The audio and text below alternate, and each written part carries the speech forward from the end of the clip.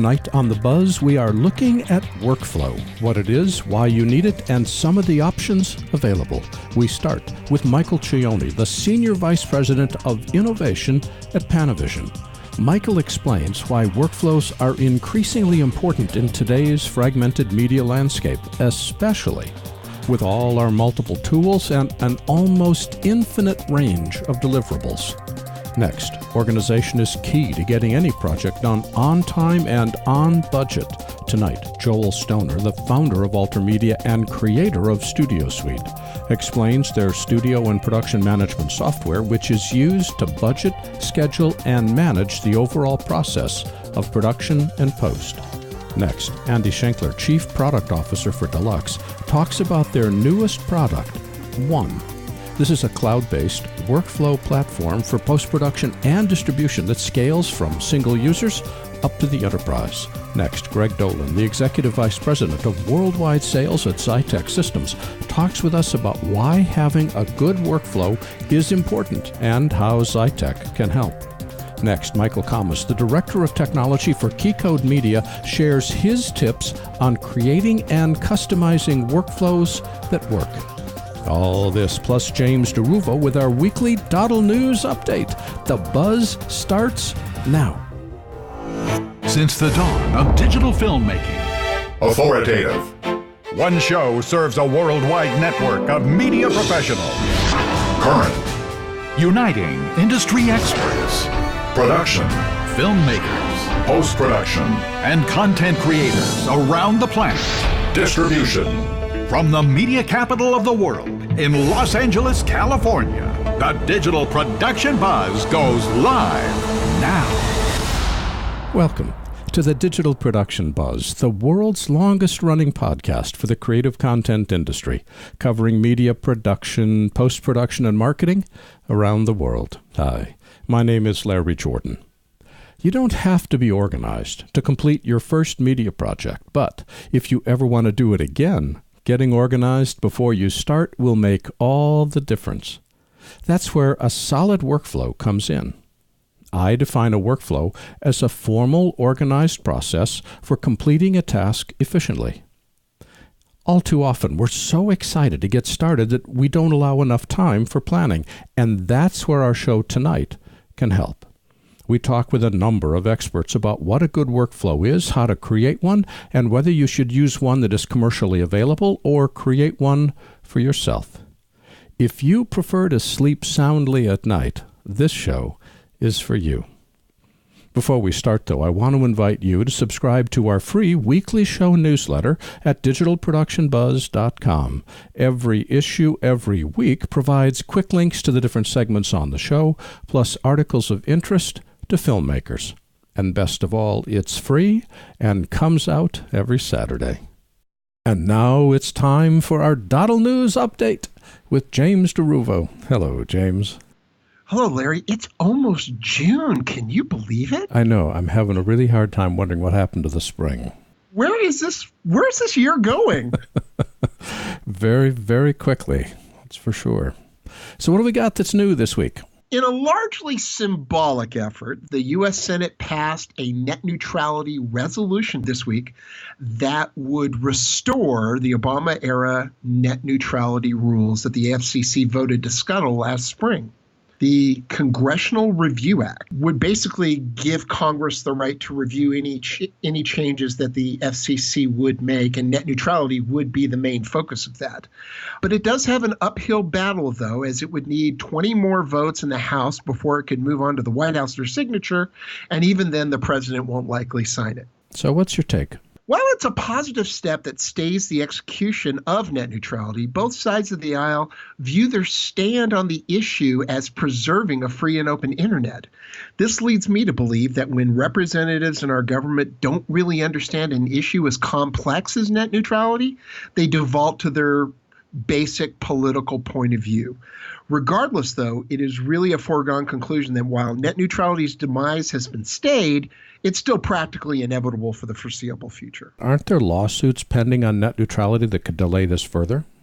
Yeah, and there are states that are also adopting their own net neutrality rules. So the battle's not over, but it's on life support. Okay, let's turn from politics to the industry. What do you have that's news in our industry this week? Red's Hydrogen One Android smartphone looks to be back on for a late summer launch. Carrier certification is wrapped up for both AT&T and Verizon, the two largest carriers in the country, and shipping is listed on both websites as being late summer. Red is taking the time to refine the design of the innovative 4-view camera, which now can shoot natively from both rear and front-facing cameras. Plus, there will be an optional 3D audio module for recording sound, and it will be available in aluminum and titanium models starting at $12.95 and $15.95. This ongoing evolution sounds a lot like the initial launch of the Red camera. What do you think?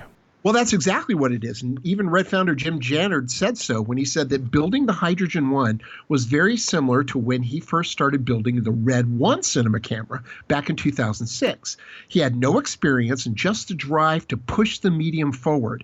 And Jannard adds that like the Red 1 camera, Hydrogen will evolve over time with more updates than any smartphone on the market.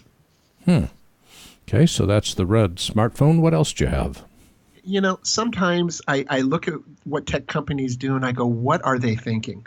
Sony's A7 III, their new 4K mirrorless camera, is going to be shipped without a battery charger. In an effort to keep the price down under $1,200, Sony has replaced a standard battery charger with a USB type AC adapter that will charge through the camera itself. And they did the same thing with the A7 II. The battery charge time in camera is going to be 4 hours, and a dedicated OEM battery charger will cost as much as $100, plus additional batteries are $78 a piece. This seems to be a bit penny wise and pound foolish. What do you think? I really get that since the A7 III is aimed at the entry-level market, Sony wants to keep the price to a manageable cost. But the camera itself has a feature set that is so rich that intermediate and professional photographers are going to like it too. And in my view, by cutting corners in this fashion, you only end up annoying your client base rather than catering to it, since they'll end up having to buy the extra batteries and the charger anyway. So why not just bite the bullet, include the charger and the second battery, charge the higher price, and be done with it? Well, we'll just have to see if that's where the market takes it. What are the stories you follow in this week? Other stories we're following, Rode is giving contestants in their My Rode Reel short film competition a free microphone just for entering.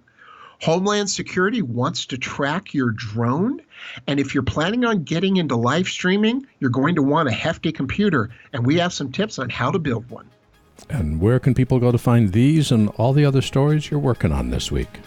All these stories and more can be found at DottleNews.com. And James DeRuvo is the editor-in-chief of Dottle News and joins us every week. See you next week, James. See you next week.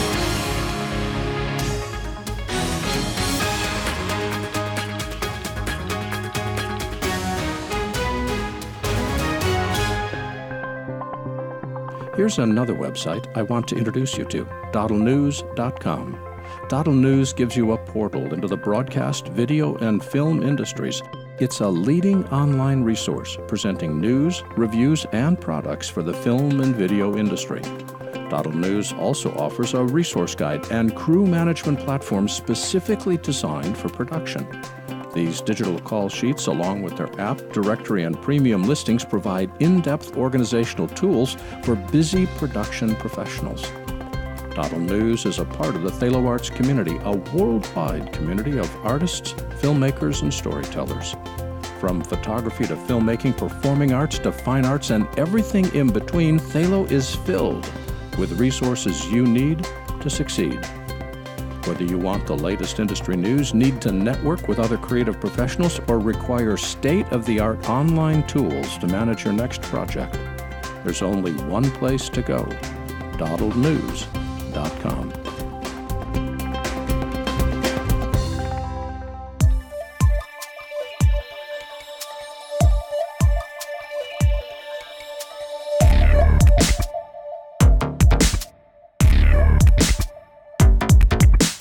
Michael Cioni is the Senior Vice President for Innovation at Panavision and Light Iron, and he has a passion for digital cinema. Michael has supervised hundreds of post-production workflows, constantly advancing image technology in terms of resolution, color science, storage, processing speed, and creative collaboration. Recently, he led the development of Panavision's most advanced camera, the Millennium DXL. Hello, Michael. Welcome back. Thank you for having me. Hello. Every time I talk to you, I learn something. If I had my druthers, I'd have you on every week. In tonight's show, we're looking at media workflow, which I know is something close to your heart. But before that, bring us up to date on what's happening with Lightiron and Panavision. Since we last spoke, I've been now working full-time at the Panavision headquarters, which now owns Lightiron. And it's been a fantastic experience being able to deliver a lot of the post-production perspective to the camera community in a way that we weren't previously able to do. And everyone would agree that there is a homogenization or some sort of overlap between production and post, which has been a trend for many years. Some might argue that trend has been forever, but it changes and it grows. Wait a minute. What do you mean there's an overlap between production and post? Production creates the image and post edits the image. Where's the overlap? You know, if you think about the actual textbook or Webster version definition of post, it's anything that happens after photography. And right now, post happens right after photography, and photography and post sometimes can happen on the set now. So you actually have a moment where stuff happens right there on the set because it's now after the camera. So previously, post had to happen after processing, which was, nowhere near the set. And so being able to do that, having iPads delivering dailies instantly, editors working on the set or right near the set is becoming an early emerging trend that I think will probably pick up over time. And of course, people want to have live feeds of things that are happening at separate units or separate cities that are shooting at the same time. So all of that is post-production taking place closer to the set or on top of the set. And so that's a little bit new emerging trend of post-production. Because tonight we want to focus on the concept of workflow, how would you define workflow? Workflow is one of these words that is not easily defined. And so I'm not going to try to define workflow. I think what's more important is to understand what isn't a workflow. And to me, how I try to discern what is actually a workflow and what isn't a workflow, if you really think about it, a workflow is going to be different for every single person. But the first thing you need to think about when you're examining workflow is, are you actually driving the technology or is the technology driving you? In other words, I find a lot of people are actually going to change their workflow based on what technology they have instead of dictate the workflow, which is the proper way to do it, and augment the ideal technologies to fit the work works for you, the flow that works for you. So the first thing you have to say is, am I being held hostage by the technology I have and I'm augmenting my process to fit it? Or am I dictating what is best for me and my customer and my business, and I will find, even if it's not very well known, I will find a tool that helps fit my workflow better. Well, wait a minute. Let me push back, because I think that sounds really facile, but I'm not sure it makes sense. If, for instance, I decide that I'm going to shoot with a red camera, I know that I have a very specific workflow in front of me because of how I need to process the red images and how they need to be color graded and how they have to be treated during editing, which is a situation I don't have if I'm shooting, say, with an ARRI. Is the choice of camera is going to force a workflow on me whether I want to have it be forced or not. Aren't we in some cases having the technology drive us based upon our creative choices? That is an excellent point. And here's where workflow for me takes a drastic turn from other people. You pointed out exactly what's correct. When you are going to do a specific task or work with a specific camera, you're going to have known things that you have to use. Let's call those the bones. Those are the bones of the skeletal structure of how something has to work, because you're not going to invent a camera and write your own program to open the files and write your own program to edit it and write your own program to distribute it. You're going to use known skeletal structures that exist to work there. So we agree on that, right? What changes for me is the workflow is not these key bones. It's the ligaments that connect them together. If you're going to use a Red camera and you're going to use Final Cut and you're going to use Resolve and then you're going to use Vimeo, those are the bones. How you get from the Red to Final Cut to Resolve to Vimeo are the ligaments. That's what actually makes work flow. And it's when people don't understand how to manipulate or almost take the biggest advantage of these ligaments, that's when they become slaves to the bones. And that's when you get achy joints. And that's when the things sort of start to break down. We all have to live in certain structures of the skeleton. But how we do the minutia in between and connect these products, which remember, those products are all made by different manufacturers, those ligaments is how work actually flows. So how do we find the ligaments that work the best for us? And I like your analogy, by the way. Thank you. The way to find it is you have to go into this with an open mind. I own a lot of Resolve programs. We have a lot of Resolves there. It's a wonderful tool. It's like the Swiss Army knife of post-production. And it's fantastic. And DIT uses it on set, data managers, DPs use it, obviously conform artists and colorists, and even editors and sound mixing now and compositor are adding into that.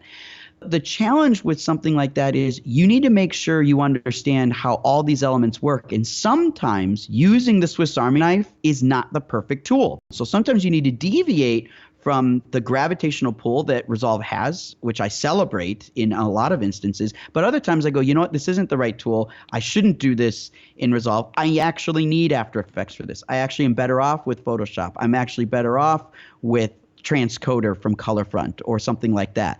And when you understand where to leave the skeletal bones, then you can figure out how to sort of customize the workflow better to your specific needs. But you're going to have to do research, and you got to go in it with an open mind. And you have to try a bunch of tools out there. And not every tool out there is free, but generally they'll give you free trials, and they have pretty good tech support, and you can start experimenting that way.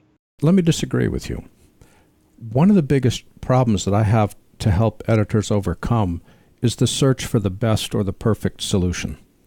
Sometimes they spend all their time researching to find out what is absolutely the best when something which is pretty darn good is going to meet their need.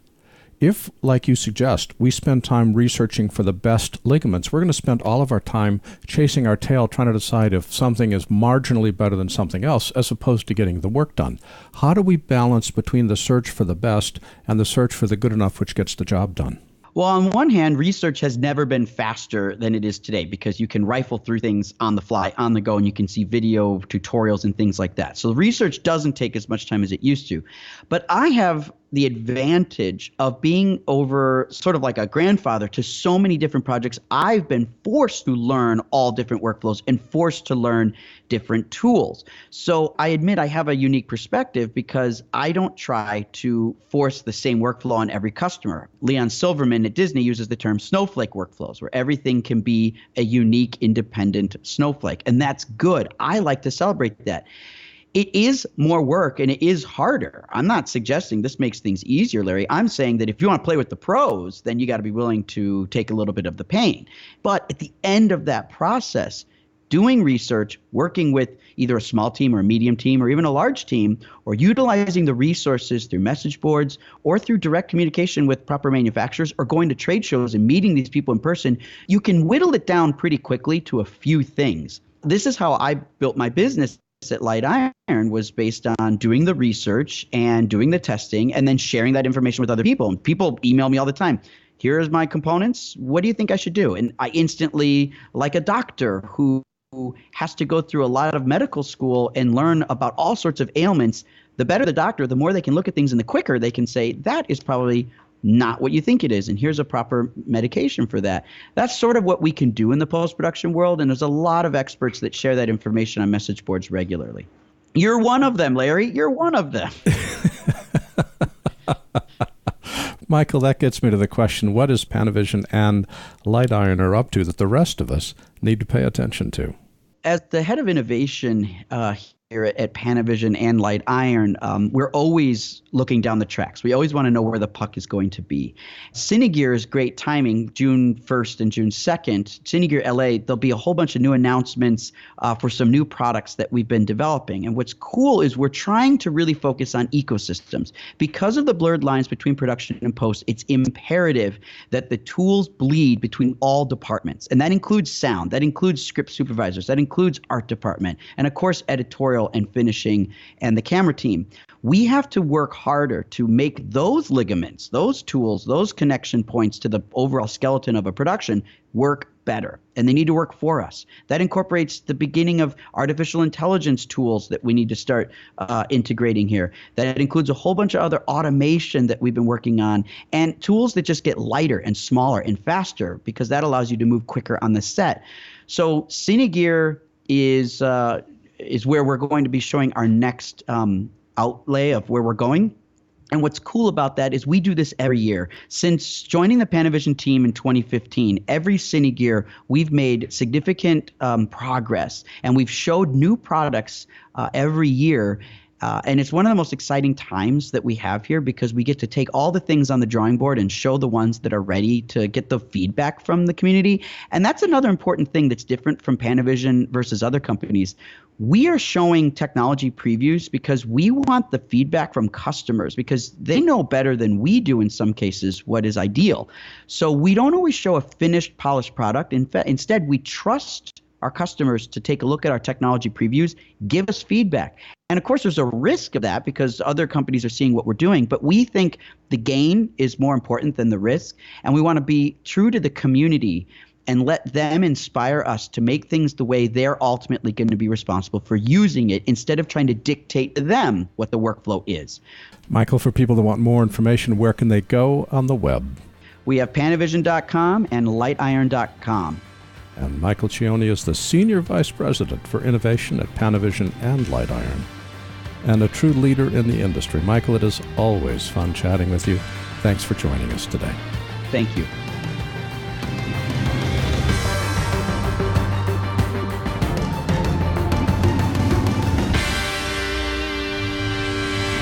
Joel Stoner is the founder of AlterMedia and the creator of Studio Suite. Studio Suite is software for studio and production management. It's used by studio facilities in 55 countries to budget, schedule, and manage the overall process of production and post. Hello, Joel. Welcome. Glad to be here. How would you describe AlterMedia, the company? Let's see. Well, we've been around 21 years, and we're focused on a single mission, which is to help studios keep their stuff together better, whether it's managing their clients, communications with them, their equipment inventory, project management, scheduling, budgeting, invoicing. A lot of that stuff tends to fall through the cracks because a lot of studios are owned by creative people that don't like to pay attention to those things.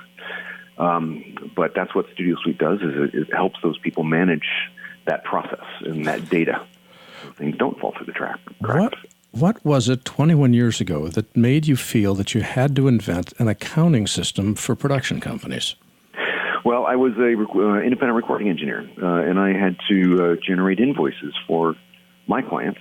And at the time, computers were still fairly new, and you couldn't go buy an invoicing software that I knew of. So I decided to develop my own, and I said, well, this can expand into contact management to keep track of my clients. And then I thought, a tape library would be clever. And then suddenly my head exploded, and I couldn't sleep until I built this thing called Studio Suite. And it started off just for music studios, and then eventually all the post facilities said, hey, we need that too. We've got multiple rooms and people that we need to schedule into projects and give quotes. And make sure we invoice, make sure we get paid, and track all of the media assets that we're producing, and who's got them, and did we send it out yet, and did all that stuff. And that's what we've been doing for 21 years. So how would you describe Studio Suite 21 years after you started writing the code for the first time? It's come a very long way. We just released version 12. I want to hear more about that in a minute, but give me a précis of what the software itself does. What it does? Well, it kind of does a lot. It's hard to describe in just a few minutes, but we like to think of the whole, any business starts with people. So there's a really thorough CRM to keep track of your clients and the communications. That spreads out into a rooms module to keep track where you define your rooms and also the rates that you charge for those. And same with equipment. You've got a big batch of equipment. Some of it's screwed into the wall. Some of it floats around or you rent it. Those have rates as well, and the people have rates. And you can define your services as well. You're doing compositing or colorization or mixing or editing So every one of those has a rate. Within the rate, that tracks, what unit of time you're measuring, what the charge is to the client, what the expense is to you, and what your profit loss is, because that's kind of important. And so when you combine all these things together into a project, you've got your client, you've got your staff, you've got your rooms, your equipment, your services at rates that have the charges and expenses. As soon as you book the project, you've got a really good idea if you're above or below water. Track all the media assets that go along with that, whether they're in or out, what kind of asset it is, who's got the rights to it, and then that finally flows out to an invoice.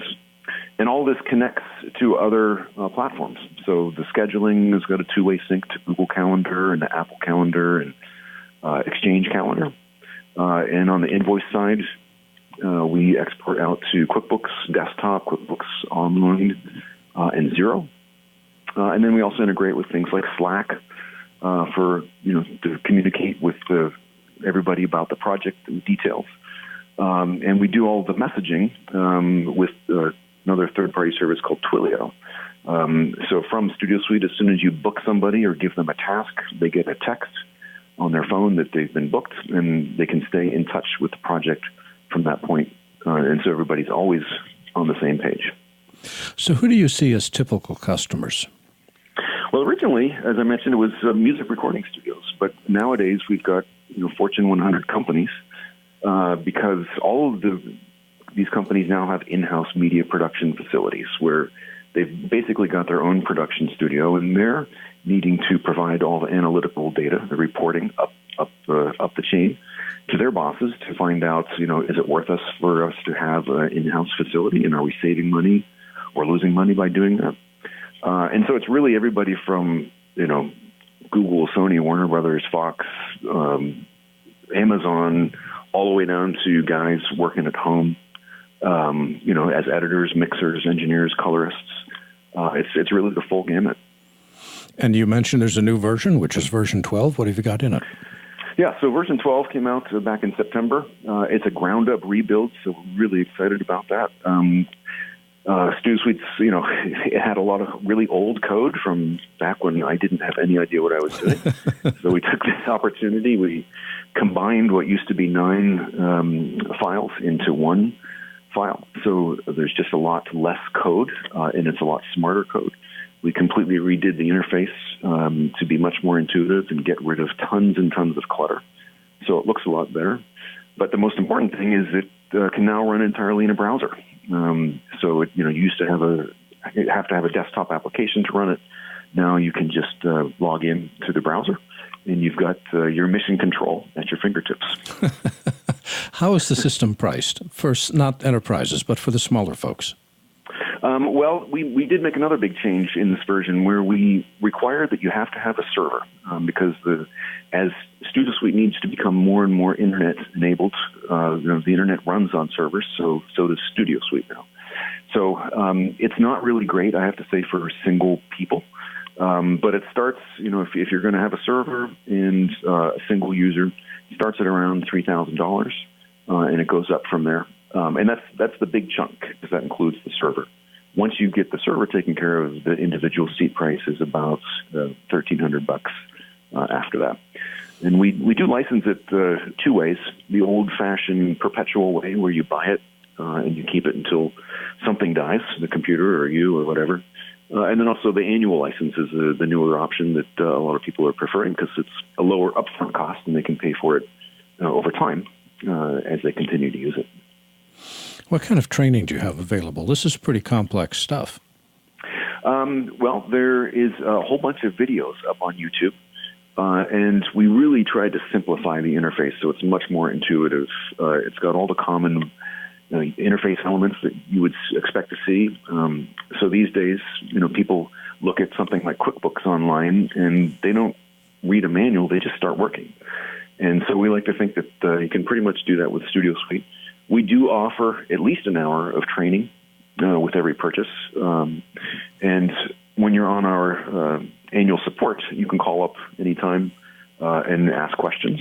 But between the videos that we've got, the initial training that you'll get that's really focused on your particular needs and getting your company set up within Studio Suite, and the ongoing annual support, everybody seems to be able to dig in and get right to work. And Joel, for people who want more information, where can they go on the web? They can sign up for a free trial at studiosuite.com. That's all one word, StudioSuite, SUITE.com. And Joel Stoner is the founder of AlterMedia and the creator of Studio Suite. Joel, thanks for joining us today. Thanks so much, Larry. Take care. Bye-bye.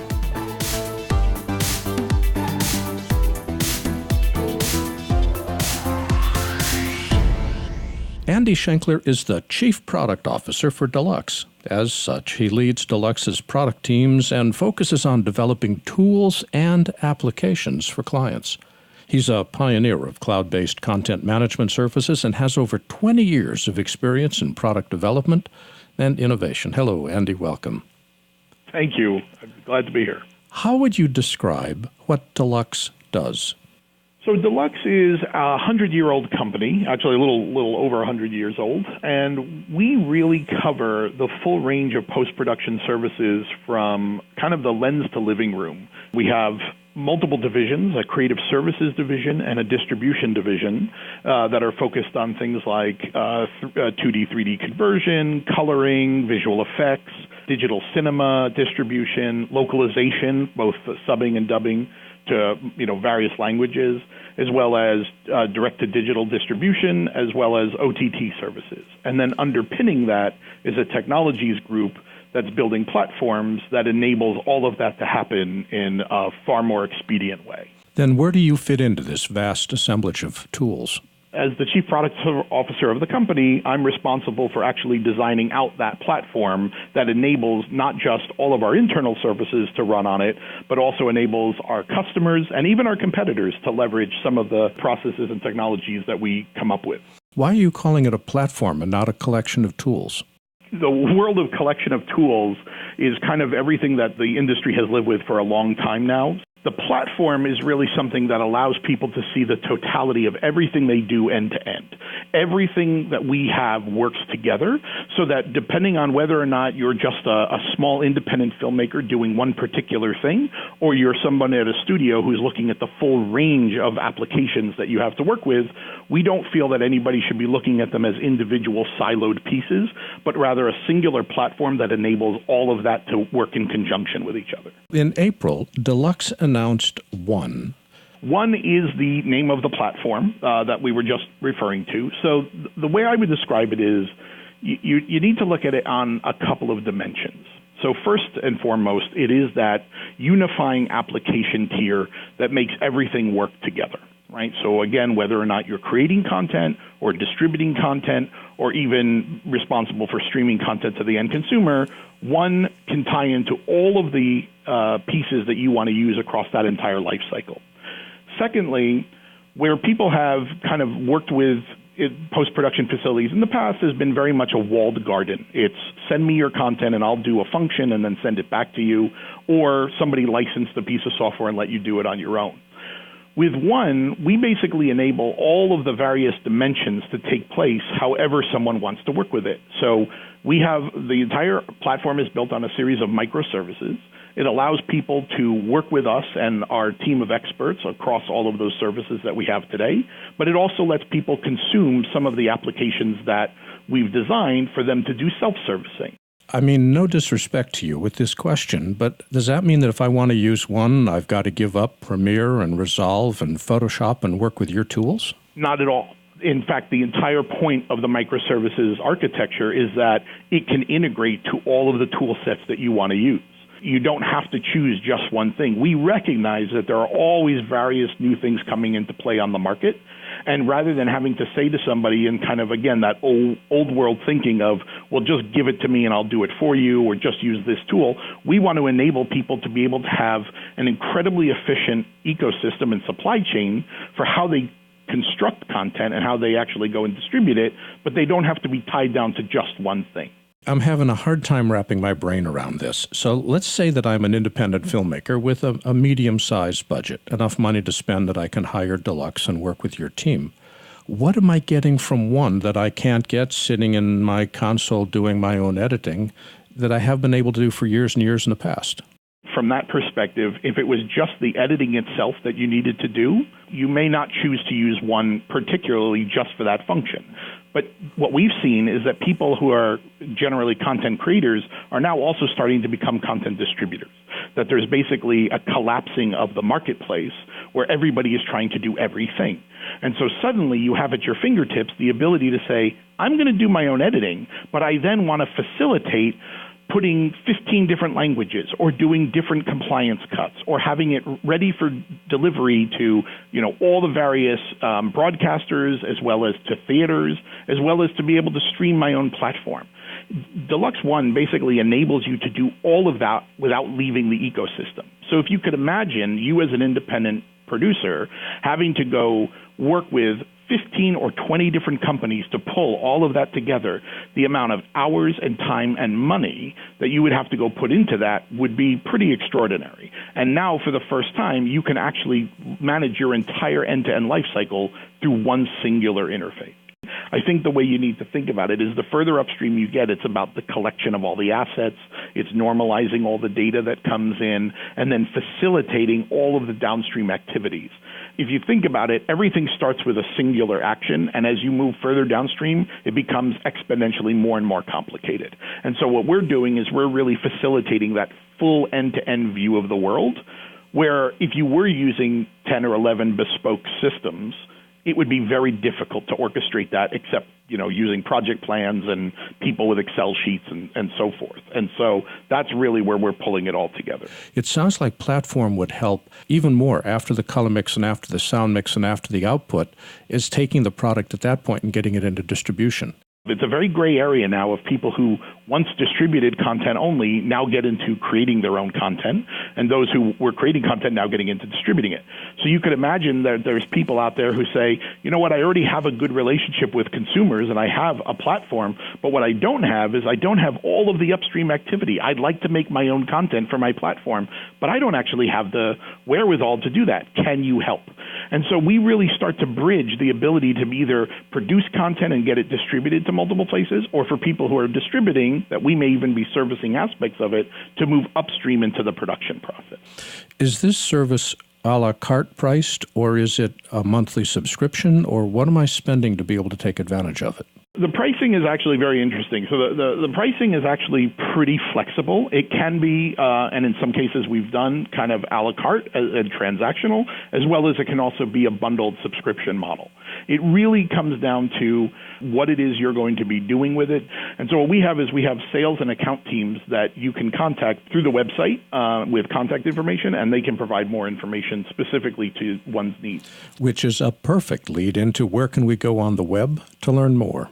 So you can go to one.buydeluxe.com, and that will give you all of the information that you need about what the platform does, how it enables both the content creation and distribution, and again, contact information for people to engage with to find out more. That website is kind of unusual. Let me repeat it. It's one.buydeluxe, BYDELUXE, one.buydeluxe.com. And Andy Shenkler is the Chief Product Officer for Deluxe. And Andy, thanks for joining us today. Thank you very much. Pleasure to be here.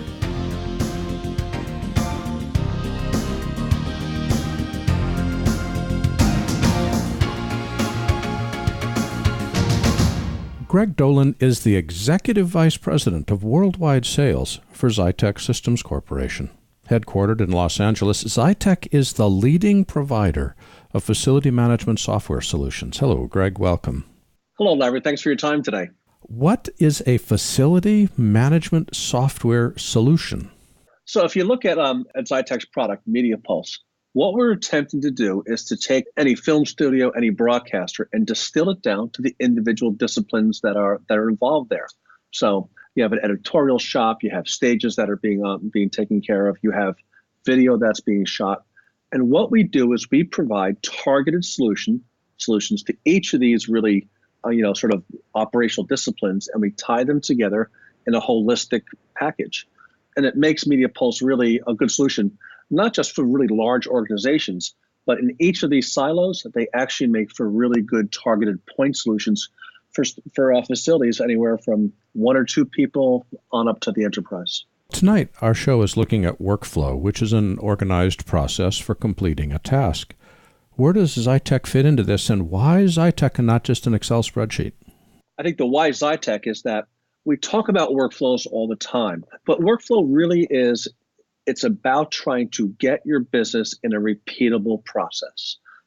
And there's really no way to make those sorts of decisions without looking at data over a period of time, being able to forecast what your workflow might be, but more importantly, looking at what's happened historically. And what Media Pulse does is allows you to take a look at your analytics, what happened previously, allows you to forecast into the future about what's perhaps might be the best way to attack a given problem, while at the same time providing operational detail for every day. What does this person have to do today? What did this particular task cost me today? What schedules did I have to put out today? So we sort of marry those three things together into one solution. I can understand perfectly why this would work for a large broadcaster or even a studio, which has got lots and lots of moving parts. But how about smaller companies that still need to get themselves organized? Do you have something that a smaller producer would be interested in? We absolutely do. We have solutions that go from single user all the way up to the enterprise. And in some ways, I actually think for smaller organizations, this is even more important than it is for larger organizations. 200,000 years ago, I owned a record store in Westfield, New Jersey. That's how I started my empire. What was different between my store and the other stores is I put a point of sale system in, and I really honed down into what people were buying, who they were, who was my customer, what did my customer want, what was I doing wrong. And that was a really informative task. Now, I only had 2 employees. It was a little vinyl shop someplace in Westfield, New Jersey. But I found that data unbelievably valuable to me to sort of keep my head above water in a really competitive field. I think it's the same way today. I think this almost the smaller you get, the more important it is to manage your business correctly, because what I think our smaller clients are trying to do is they don't want to run a back office. They don't want to have to handle the engineering about how they talk to other systems. They just want to get involved in the creation of the content and sort of leave this back office stuff behind. Now, if you just ignore the back office stuff, it has a way of catching up with you and eventually hurting your business. So what we try to do is to offer a solution that is pain-free, but delivers real-time analytics right into everyone's hands, so that people understand what their business is doing, not just today, but what it can do tomorrow. And what's the name of this product? So this product is called Media Pulse, and it is sold in a couple of different varieties. We have different suites in Media Pulse, and we also have a product called Dash. Dash is really from a single user up to maybe 5 or 15 users. It's all cloud-based. You can log into it, and within a couple of days, you're up and running. For smaller facilities, this allows them to really get the return on investment instantly. It's available as a subscription, so there's no capital purchase, and we take care of all the heavy lifting for you. Now, looking at this Dash solution, which is subscription-based, what does it cost to get started? What's a subscription? And what do we need to know to be able to use it? What's an application? It starts at $250 a month, and that's all in. And really all you need to run it is a browser. We're available on any browser, on virtually any device. And the engagement with the customer is we're trying to understand in a pretty quick fashion, what is it that your facility is doing? How do you run your business? How do you put invoices out? How do you schedule your items? What other pieces of equipment are you talking to? Are you moving content around your facility? If you are, then we're a great solution for sort of being the front end to that movement. The idea is that in the order management process, capturing not just the asset that's in flight, but what work needs to be done with it to make it distributable, and then creating a manufacturing manifest in our product, and then distributing that manufacturing manifest into other products behind the scenes. So that if you have to pull a proxy, transcode something from your house format into something that has to be distributed to a client, we can actually talk to the systems behind the scenes, get that work done, and then when it's all done, simply spit out an invoice. For people who want more information about this or have questions, where can they go on the web? Well, you can always find us at xytechsystems.com. That's XYTECH systems.com. That's all one word, Xytech, Xytech Systems.com. And Greg Dolan is the Executive Vice President of Worldwide Sales for Xytech Systems. And Greg, thanks for joining us today. Larry, thank you so much for your time. I really appreciate it.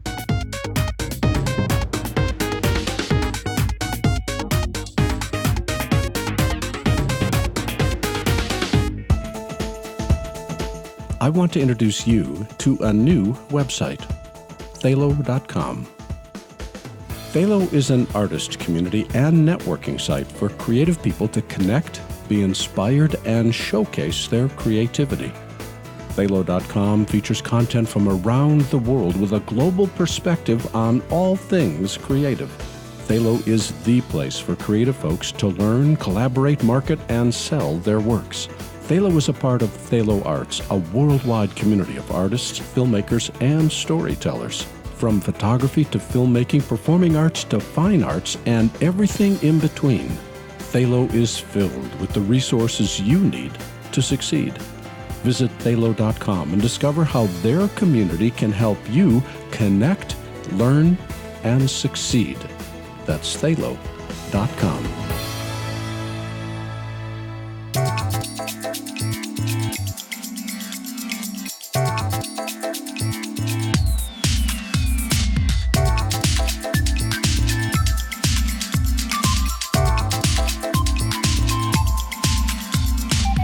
In his current role as the Director of Technology at Keycode Media, Michael Kammes consults in the latest in technology and best practices into digital media and communications. He also has this wonderful love of workflow, codecs, and process. Hello, Michael. Welcome back. Good evening, Larry. Good to talk to you again. Michael, we've heard from a lot of different guests tonight, so let me ask you, how would you define workflow? To me, workflow, the overriding notion is to get from point A to point B without pulling your hair out when it comes to choosing technology for your next project.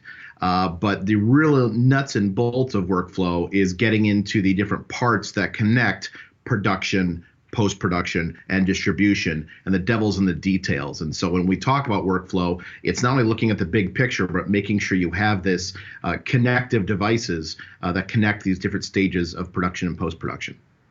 I define workflow as a formalized process to complete a task efficiently and successfully. Would you agree or disagree with that? I'd say you should call Webster's, and I think you should get that in the dictionary. Michael Cioni describes workflow as the ability to smoothly move from one application to another, from one set of bones to another using the ligaments, the connective tissue, while Greg Dolan felt that workflow was more important as you moved away from production and editorial into distribution. Where does a workflow apply? I think they're both right, and I think they're both wrong. I think workflow is the complete process. It's from the moment that you have an idea of a film or a project or a commercial or a YouTube video, and where you write that idea down, or what you type that idea in, all the way to the point where you hit upload. Workflow encompasses all of that because every decision that's made, from what's said in a project to what metadata is being put on the VOD platform, that's all connective tissue. That's all connected. So I think the workflow is all of that. So I think both are right. Well, does this mean that we've got like a third-party tool that we can use that takes us from the very beginning to the very end of a project? Or do we need to develop a bunch of personal systems? I wish there was. If you've kept up with Netflix, you know that Netflix is working on digital-only tools for their original productions. So they can track everything from the moment of pre-production all the way through distribution. The old way of handling a script, is doing a script markup and using a pen on paper. And some people still do that, but that doesn't translate very well to the digital realm. So following in Netflix's footsteps, or following their paradigm of having everything in a digital format from inception to distribution, make sure that none of that metadata, none of that data, none of the experience of that production is lost, and we can harvest that data through any part in the process. Yeah. But there's nothing like a piece of paper and a pencil to sketch out an idea or mark a script. And sometimes it seems to me that the digital tools spend more time getting in our way than enabling production. It's more like executives love it because it gives them a chance to look over our shoulder, but it's not particularly efficient for the people creating the product. That's a very good point. There's obviously the metrics and tracking ROI that the business folks love so much, but there's also a way of monetizing that as well. If we have a version of a script and we have B-roll that we ended up shooting for that or alternate takes, there's a way to then monetize that or use that for marketing purposes later. And there have been plenty of instances in the past where that content would have been lost because it was not recorded, it was not tagged, it was not indexed. And if everything is digital, it all becomes indexed. So we then can use it later for a multitude of other purposes. All right. Well, what digital tool should we look at? It seems to me that there isn't a single digital tool that does everything. There isn't. There really isn't. I mean, we have creative tools that have tried to do that. We look at Adobe with, Prelude and Premiere and then Adobe Media Encoder, but that doesn't handle a lot of the basic production stuff or the more advanced distribution.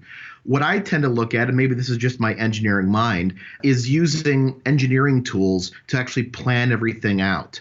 And that includes stuff like Visio from Microsoft, that includes OmniGraffle for Mac. And it basically involves plotting. This is what happens at one stage of production.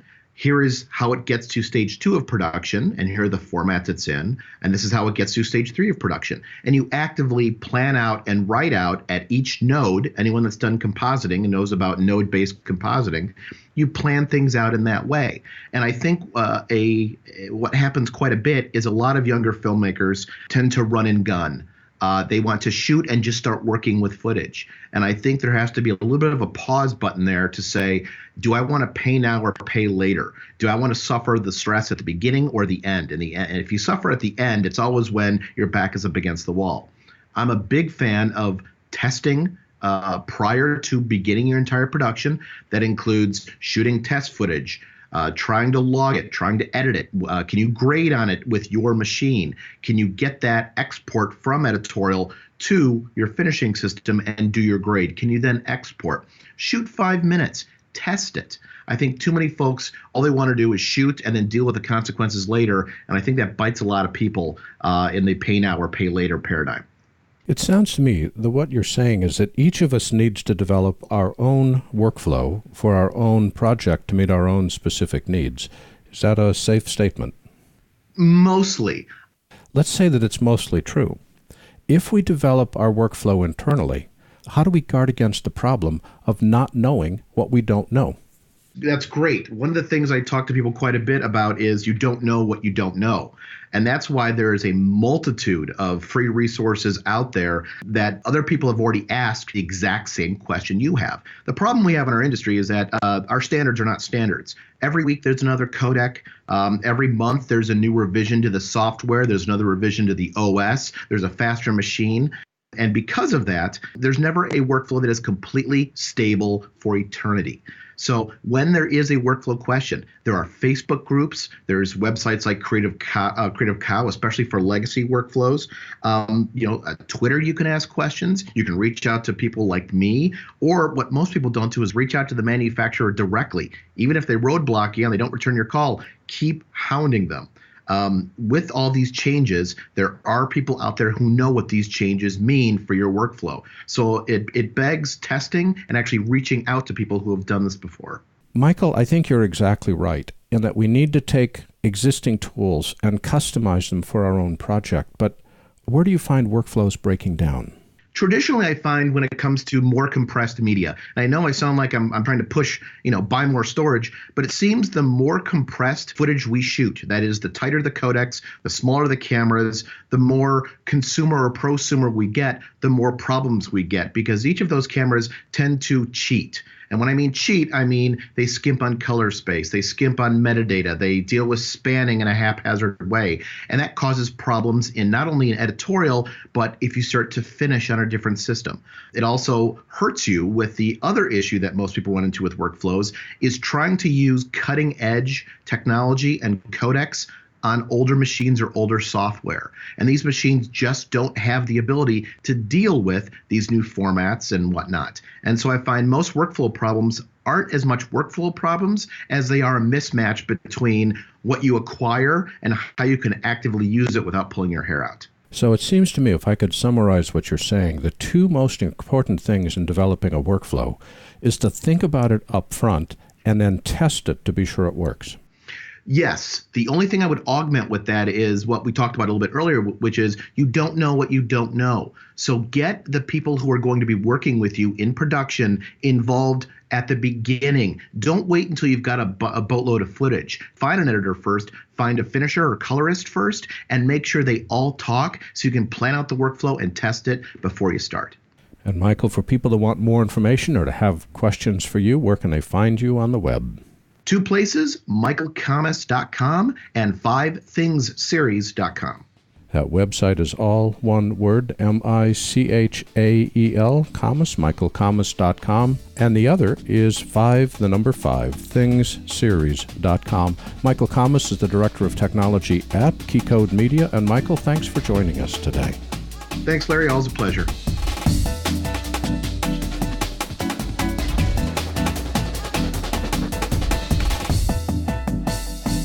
For the last couple of weeks, I've been thinking about workflow. The reason was at the end of each semester, as part of their final, I asked my media students what they learned as part of the class that they didn't expect to learn. In almost every case, they report that they never realized how important it was to plan their creative media projects. As I mentioned at the beginning of this program, you don't need to have a workflow to complete a project. You can flail around making one false start after another until it's complete. But projects like this generally take forever. They drive you nuts with the stress, and they don't encourage you to ever try it again. Instead, a workflow, which I define as a formal, organized process for completing a task efficiently, can take a lot of the stress out of a project by allowing you to think through all the stages before you start. I also want to reinforce something that Michael Kammes said. Once you have your workflow created, test it. Make sure everything works as you expect. My email inbox is filled with queries that start, "I have a problem that I didn't expect." Taking the time at the beginning of a new project to test the workflow and make sure you know how to deliver each step is critical. One of my clients was outputting a show for broadcast in Germany. It was their first show for broadcast, except after the show was output and at deadline, they discovered that their titles were in the wrong aspect ratio and the white level setting in the video limiter was incorrect. This necessitated recreating all 200 graphics and recolor grading the show inside 24 hours. This could have been avoided by testing their entire workflow and confirming that the final deliverables met spec with the broadcaster long before the deadline loomed. The other trap that we all fall into is not knowing what we don't know. Each of us is an expert in at least a few areas of media production. Almost no one is an expert in all of it. Another key aspect of a workflow is to help us find out what we don't know when there is still time to learn it and make sure we have it handled before the deadline. There's nothing magical to a workflow. It just takes time and thought. As Michael Cioni said, all too often we want to stop planning and start doing. However, what we don't know and don't plan for will always come back to bite us at the end. Better to do the work at the beginning than discover it at the end when both money and time are exhausted. Just something I'm thinking about.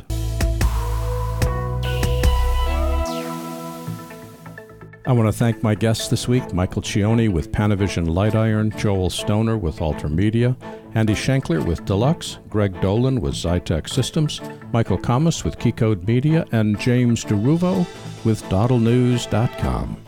There's a lot of history in our industry, and it's all posted to our website at digitalproductionbuzz.com.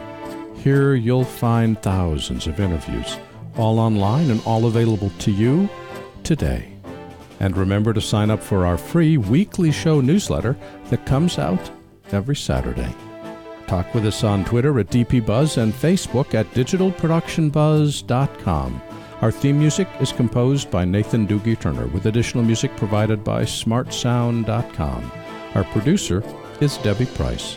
My name is Larry Jordan, and thanks for listening to the Digital Production Buzz.